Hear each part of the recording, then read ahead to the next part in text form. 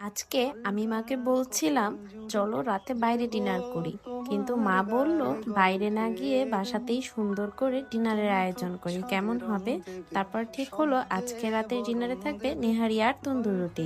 মা আগে থেকে রান্না করা নেহারিটা আবার কড়াইতে গরম করে নিল, আর ধীরে ধীরে টেবিলে এক এক করে সব পরিবেশন করতে শুরু করলো।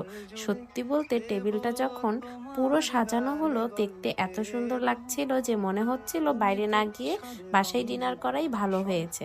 বাইরে গেলে অনেক টাকাই খরচ হতো, আবার রাতে তাড়াহুড়া করে বাসায় ফিরতে হতো। কিন্তু সবাই মিলে আরাম করে বসে ডিনার করা, গল্প করা আর সময় কাটানো সবকিছুই অনেক ভালো লেগেছিল। আজ বুঝলাম সুন্দর সময় কাটানোর জন্য সবসময় বাহিরে যাওয়া লাগে না, পরিবারের সাথে বাসায় বসে ছোট ছোট মুহূর্তগুলো অনেক সুন্দর হয়ে যায়।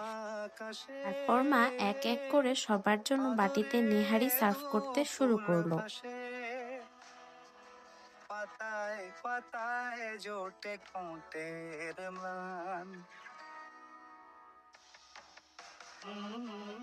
মার নেহারি বাটিতে সার্ভ করা শেষ, আর এই যে সবার জন্য মা টেবিলে এক এক করে সেট করে দিয়েছিল। টেবিলে খাবার সব চলে এসেছে আর সব পরিবেশন করাও শেষ। সফট ড্রিঙ্কস হিসেবে ছিল মোজো, ঠান্ডা ঠান্ডা মোজো, সাথে গরম গরম নেহারি আর তন্দুর রুটি। বেস্ট কম্বিনেশন যেটাকে বলে। এরপর সবাই মিলে খেতে বসে পড়লাম। আর সালাদ হিসেবে ছিল শসা আর লেবু। ছোট হলেও ডিনারটাকে আরো পরিপূর্ণ লাগছিল। আমি লেবু চিপে নেহারির সাথে মিশিয়ে নিলাম, তারপর আগে একটু ঝোল ট্রাই করলাম।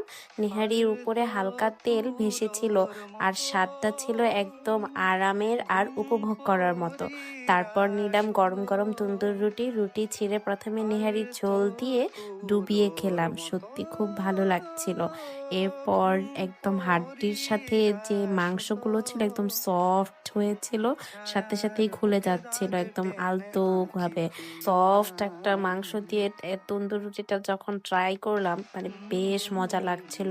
এত নরম ছিল যে সহজেই আলাদা হয়ে যাচ্ছিল।